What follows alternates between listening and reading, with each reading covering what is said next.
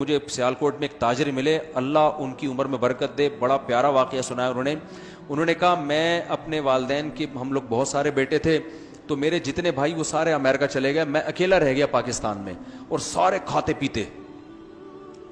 اب کہہ رہے ہیں مجھے بھی خیال، مجھے بھائی بلا رہے تھے امریکہ آ جا، امریکہ آ جا، یہاں بزنس ہے، کاروبار ہے وغیرہ وغیرہ نا، جاب بھی بہت اچھی ہوتی ہے۔ 20-22 سال کے نوجوان کو کتنا شوق ہوتا ہے امریکہ جانے کا۔ کہہ رہے ہیں مجھے یہ خیال ہوا کہ یار میری والدہ یہاں کیا ہو جائیں گی، اکیلی، کوئی بیٹا بھی والدہ کے ساتھ نہیں ہے۔ اب کہہ رہے ہیں مجھے سب کہنے لگے یار اماں کا وہاں سے پیسے بھیج دینا، کچھ بھی کر لینا، لیکن یہ کہ ابھی چلے جاؤ یار، تمہاری تو زندگی بن جائے گی، تم کیا اماں لگا کے رکھی ہوئی ہے۔ کہہ رہے میں جماعت میں نکلا تو حضرت مولانا طارق جمیل صاحب اس وقت زیادہ مشہور بھی نہیں تھے، پرانا قصہ ہے ان کا۔ کہہ رہے ہیں وہ کپڑے دھو رہے تھے، تو کپڑے دھوتے ہوئے میں نے ان سے پوچھا، میں نے کہا حضرت ایک طرف میری والدہ ہیں، دوسری طرف بزنس، پیسہ، امریکہ کی رنگ رلیاں، تو آپ مجھے مشورہ دے دیں کہ میں امریکہ جاؤں یا یہاں رہ کے اپنی والدہ کی خدمت کروں، یہیں کوئی روزگار تلاش کروں۔ تو کہتا ہے انہوں نے مجھے خود اپنا واقعہ سنایا، کہہ رہے ہیں کپڑے دھوتے دھوتے نا میری طرف ایک نظر اٹھا کے، ان کی سرائکی زبان ہے نا، سرائکی ہے بدنی پنجابی حضرت کی، تو اس زبان میں مجھ سے کہا کہ ادھر کوئی اور اللہ ہے جو ادھر تجھے رزق دے گا، یعنی پاکستان میں رزق دینے والا اللہ کوئی اور ہے اور وہاں رزق دینے والا اللہ۔ او بھائی تو اللہ کی خاطر جب ماں کی خدمت میں ہے تو جو اللہ تجھے وہاں کھلا سکتا ہے یا کیوں نہیں کھلائے گا۔ اب دیکھو مقصد چونکہ آخرت تھا نا، تبلیغ میں سہ روزے لگانے کی برکت سے اتنا تو سمجھ میں آ گیا کہ مقصد پیسہ کمانا نہیں ہے، اب مقصد آخرت ہے، اور آخرت کہہ رہی ہے کہ اماں کی کو اکیلا چھوڑ کر مت جاؤ۔ تو انہوں نے، قرآن کیا کہتا ہے کہ آثر الحیات الدنیا، جب آخرت اور دنیا کا ٹکراؤ ہوگا نا تو جو دنیا کو ترجیح دے گا اس کا ٹھکانہ جہنم میں، جو آخرت کو ترجیح دے گا اس کا ٹھکانہ جنت ہے۔ قرآن نے یہ نہیں کہا جو دنیا کو چھوڑ دے وہ جنت میں جائے گا، یا جو ہے وہ، بس قرآن کہہ رہا ہے جہاں دنیا اور آخرت میں ٹکراؤ ہوگا۔ دیکھو دنیا امریکہ جاتی ہے تو دنیا اور آخرت میں کوئی ٹکراؤ نہیں ہو رہا، جائیں، کس نے منع کیا ہے آپ کو، لیکن جہاں اکیلی ماں رہ رہی ہو پیچھے اور اس کا کوئی خدمت کرنے والا نہ ہو، یہاں دنیا اور آخرت میں کیا ہو رہا ہے، لڑائی ہو رہی ہے۔ اب ساتھ کس کا دینا ہے آپ نے؟ تو یہاں آپ کا مقصد اگر آخرت ہے تو آپ دنیا پہ لات مار دو گے اور آپ کہو گے بھائی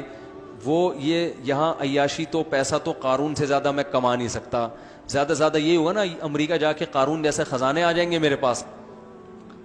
تو کیا ہوگا پھر، مریں گے تو مقصد میں کیا ہو جائیں گے، ناکام۔ تو انہوں نے، کہتے ہیں حضرت مولانا نے مجھے اتنی سی بات کہی کہ بھائی وہاں کا اللہ کوئی اور ہے اور یہاں کا کوئی اور ہے، تو چلا جا، اگر وہی اللہ یہاں بھی رزق دے سکتا ہے وہاں بھی، تو پھر یہیں رہو۔ کہہ رہے بس میں نے کہا ٹھیک ہے، یہ ہمت کرنا کم عمری میں آسان کام نہیں ہوتا۔ تو میں نے ان کی فیکٹری دیکھی، ماشاءاللہ، ان کو جو اللہ نے نوازا ہے پاکستان میں، سب بہن بھائیوں سے کئی گنا زیادہ نوازا ہے۔ کتنا نوازا ہے میں بیان کروں گا تو وہ نواز شریف نہ کہیں، نوازا سے نواز شریف کہیں ناراض نہ ہو جائے کہ یار یہ کیا، تو اتنا اللہ نے نوازا ہے کہ اگر وہ ناراض نہ ہوتے تو میں بتا دیتا، وہ ظاہر ہے کوئی نہیں پسند کرتا نا کہ میرے بارے میں بتایا جائے کہ اتنا کمایا اپنا بزنس، اور اتنا اللہ نے برکت دی، تو یہ تو اللہ نے دنیا میں دے دیا نا کہ بھائی تم نے مقصد کے لیے ضرورت کو قربان کر دیا تو میں نے مقصد بھی پورا کر دیا، یعنی ضرورت بھی پوری کر دی۔ اور آخرت اس سے کیا ہے، آخرت کا اجر تو ماں کی خدمت میں، تو آخرت میں جو اللہ نے رکھا ہے وہ تو ہم سوچ بھی نہیں سکتے۔